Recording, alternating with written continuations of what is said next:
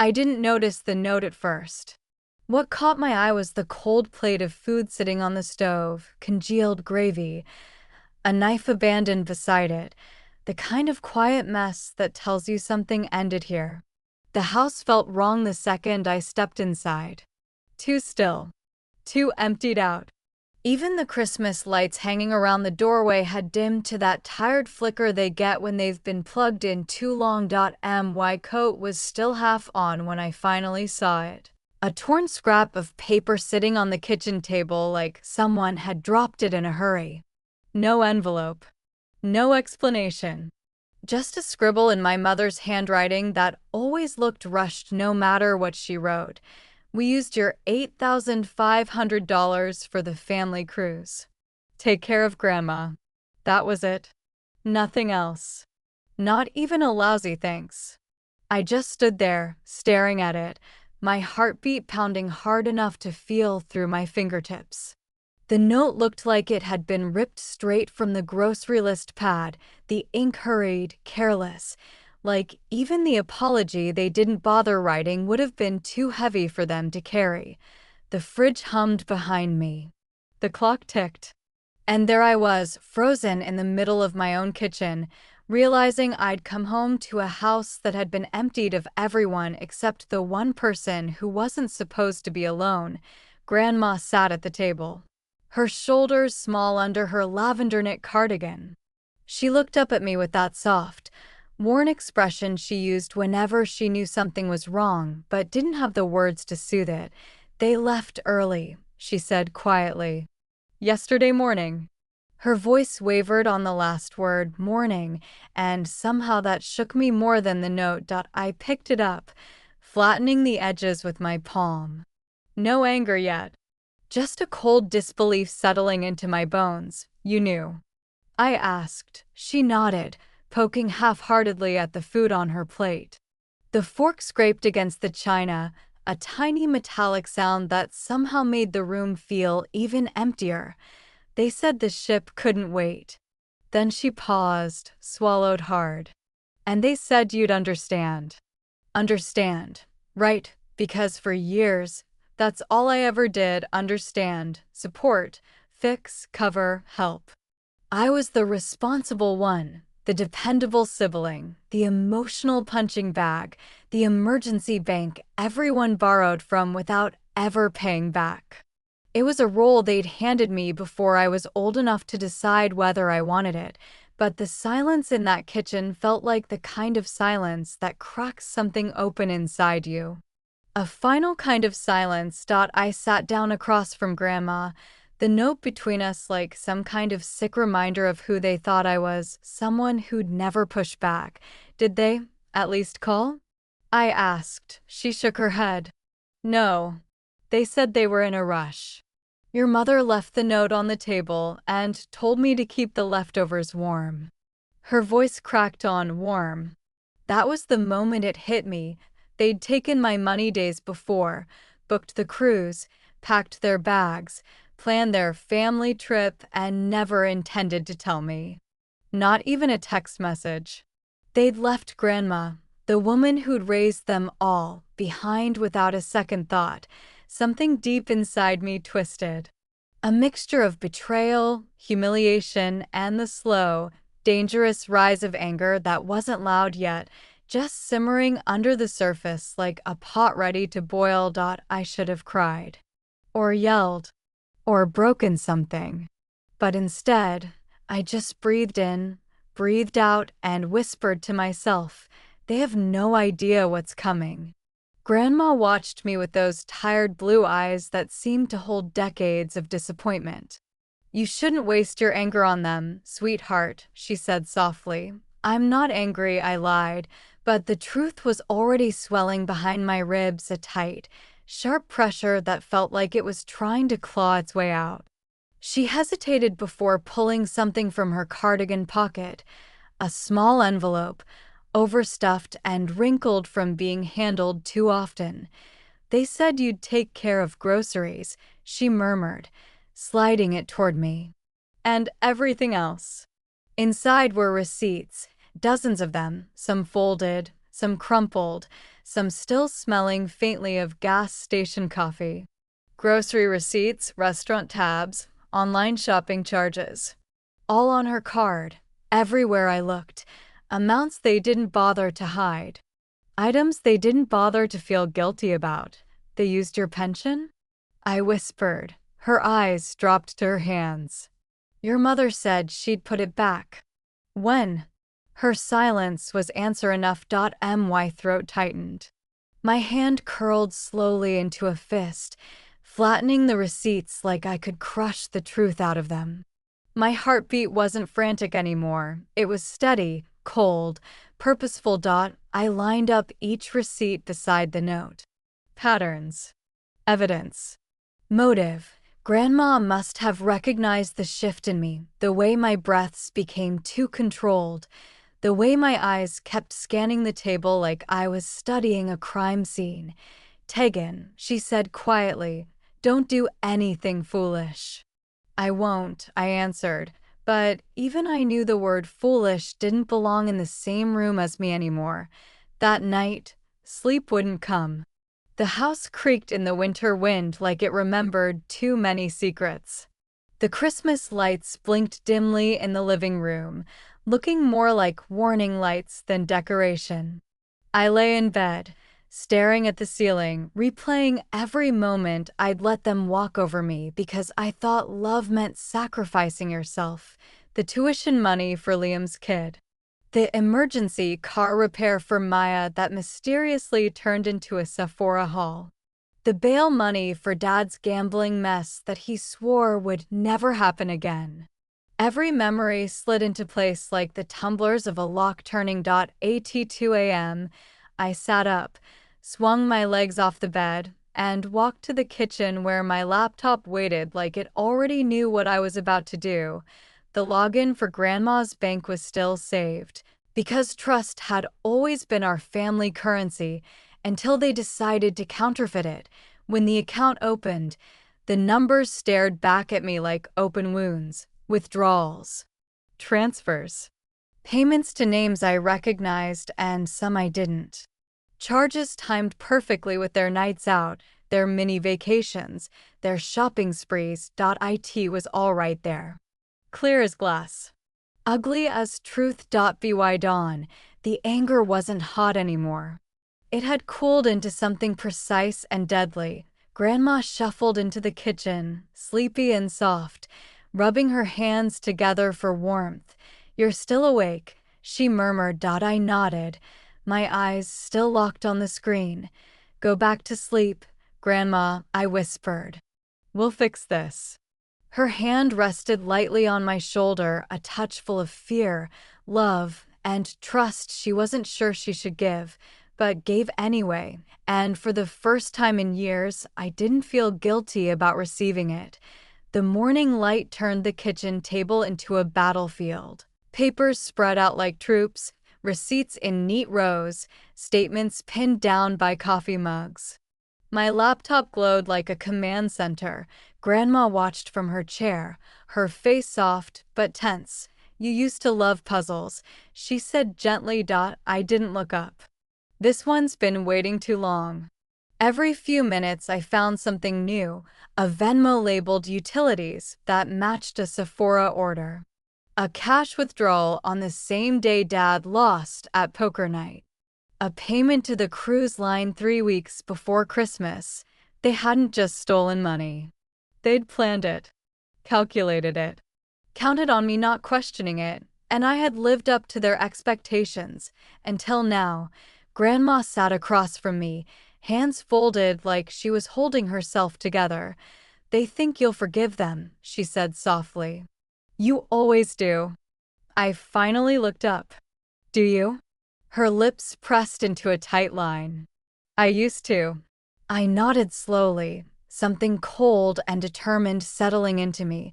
When I opened the family chat, I said, I already know what I'll see. I opened it anyway. Silence. And the last message from my mother, transfer the loan soon. We need to book before prices go up. My jaw clenched.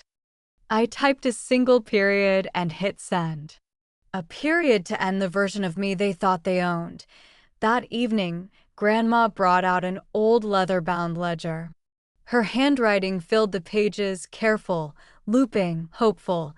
"These are my pension deposits," she said. "Start with 2016. Something inside me snapped into place. "Mom took your login in 2016. She nodded. I told myself it was temporary. Temporary things always last the longest. I whispered, "Duh." We worked together until our eyes burned and the lines blurred, but the truth sharpened. 10 years. 10 years of small thefts disguised as family needs. 10 years of love used as currency. And I was done paying. Grandma squeezed my hand, her touch trembling but sure. "What are you thinking, sweetheart?" I met her eyes. That they picked the wrong person to underestimate. A small smile tugged at her lips. "We'll fix this." "Yeah," I whispered. "But this time, we'll fix it right." I woke up the next morning with my head still heavy, like the memories had stayed up all night pacing around inside my skull. My phone buzzed on the table, a few useless notifications, a spam email, and one message from him: "We need to talk." Every time people say that, it's never about talking. It's about cleaning up their own mess with your tears. I stared at the screen for a good 30 seconds, debating if I should respond or just politely throw the phone into a lake. In the end, I typed back, "Come clean or don't come at all." Instant delivery. No reply. I dragged myself out of bed, splashed cold water on my face, and looked at my reflection. My eyes were swollen, but there was a spark under all the exhaustion, a spark I hadn't seen in myself for years. A spark of someone who was finally done being someone's emotional ATM. I made coffee, sat down, and tried to breathe. My chest kept tightening in that annoying way where you feel like you might cry again, but also like you might punch a wall. Both options felt equally valid. Around noon, I got another message: "Meet me at the cafe at 3. No apology. No explanation.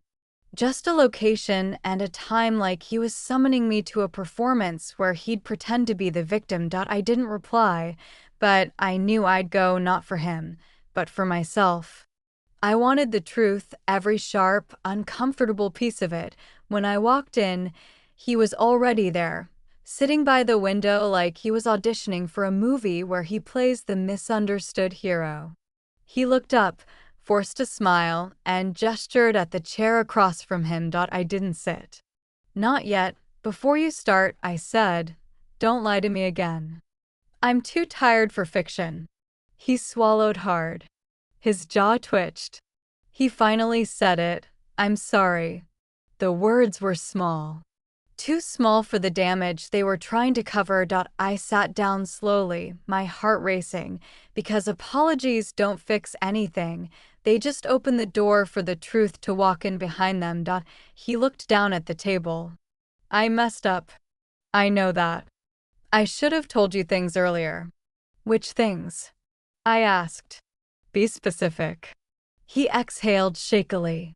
"I didn't tell you about the money situation." There it was. The elephant in the room. The debt he pretended didn't exist. The future he planned without me. The guilt he tried to bury under excuses. "How much?" I asked. Silence. "How much?" I repeated, my voice sharper this time. His shoulders trembled. "More than I can pay back right now." I leaned back in my chair. "You said everything was fine. You said we were building something. You said I could trust you. I thought I could fix it before it got worse." That sentence alone made me want to laugh, not because it was funny, but because I'd spent years trying to fix everything he broke, including myself. "So you were planning your future without me because what, you thought I'd figure out the truth?" His eyes flicked up at me. Guilty. Cornered. Exposed. "Yes," he whispered. A part of me shattered right there. Not because he lied, I'd expected that, but because he didn't even believe in me enough to tell me the truth before everything crumbled. You know, I said quietly, I would have helped you. I didn't want you to. And yet, I added, you had no problem taking my time, my energy, my trust, and my money. His face tightened. He didn't deny it, because he couldn't. I stood up, grabbing my bag. So that's it, he said, his voice cracking. You're just leaving? I'm not leaving, I said. I'm finally choosing myself. He stood too quickly, like he thought he could fix this disaster in the last 30 seconds of the episode. Please. We can work this out. No, I said, shaking my head. You want me to forget the truth, not fix it. And I'm done pretending. He reached out like he wanted to grab my hand, but I stepped back. And maybe that moment hurt him, but it wasn't even close to how much he'd already hurt me. You broke something in me, I said quietly. And I'm repairing it without you. Then I walked out, letting the door slam behind me, the sound echoing like an ending I finally deserved. When I walked out of that cafe, the cold air hit me like a reset button. For the first time in months, maybe years, I felt something that wasn't confusion or heartbreak. I felt clarity. Sharp. Clean. Dangerously empowering. I didn't cry. I didn't collapse. I just kept walking. My steps felt steadier every block, like I was stepping back into my own life after being gone too long. He wanted a future without me? Fine. But he wasn't going to build it on what he took from me. Not anymore. The silence between us grew into a canyon. He tried calling a few times. I ignored every single attempt. He texted long paragraphs that looked like confessions, but read like manipulation wrapped in guilt. I didn't fall for it. Instead, I focused on myself. My work. My sleep. My peace, which had been missing in action since the day I met him. But healing doesn't come cleanly. It comes in waves. Every night, the same questions tried to drag me underwater. Why wasn't I enough? Why did he hide everything? Why did he treat me like someone disposable? And then, one night, something inside me clicked. It wasn't about me being enough. It was about him being empty. He used my stability because he had none. He leaned on my loyalty because he didn't have courage. He hid the truth because honesty was too heavy for him to carry, and once that realization sunk into my bones, the pain didn't feel like pain anymore. It felt like direction. I knew exactly what I needed to do. I didn't go there to reconcile. I didn't go to scream. I didn't go for closure. I went because I wanted the final chapter to come from me, not him. He opened the door with a surprised expression, like he'd been waiting for a miracle. You're here. Yeah, I said, stepping in. I needed to return something. He blinked. Return what? Myself. He frowned, confused. I walked past him into the living room, a place where I spent years helping him build dreams he had no intention of sharing. There were boxes on the floor. His documents. Plans. Budgets. All the stuff he hid from me when it mattered. Moving. I asked. He hesitated. Trying to. I don't have enough saved yet. The money problem again. The same one he buried under lies. Well, I said calmly, you'll have to figure that out without my support. He swallowed. I know. And I swear I'll pay you back. Everything. Just give me some time. I almost laughed. Not because it was funny, but because he still thought time was something I owed him. No, I said. You don't get more time. You already got years.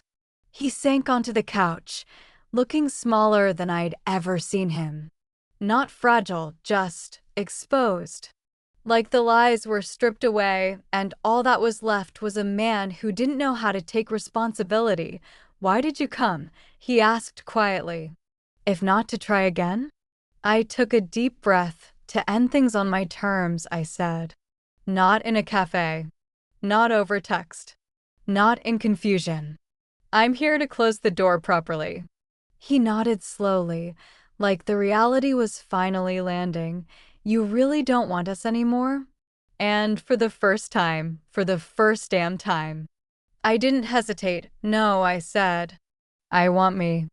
I stood in front of him, feeling nothing but certainty. You lied to me when you didn't have to, I said. You took my support and treated it like a backup plan. You spent my time like it was free. You hid things that affected both of us. He blinked rapidly. I was scared. Of me? I asked. No, he said. Of you seeing who I really am. And now I do, I replied. That's why I'm leaving. He covered his face with his hands. I messed everything up. Yes, I said softly. But I'm done carrying the consequences of your mistakes. I went to the table, picked up a small box, the last thing I'd left behind, a collection of our old photos, ticket stubs, tiny memories that once meant everything. I handed it to him. You can keep this, I said. I'm taking back my life. He looked up at me, eyes glassy. Is there anything I can say to change your mind? I shook my head. No, because this isn't punishment. It's freedom. As I walked to the door, he called my name softly, almost like a prayer. I didn't turn around, not out of cruelty. Out of self-respect.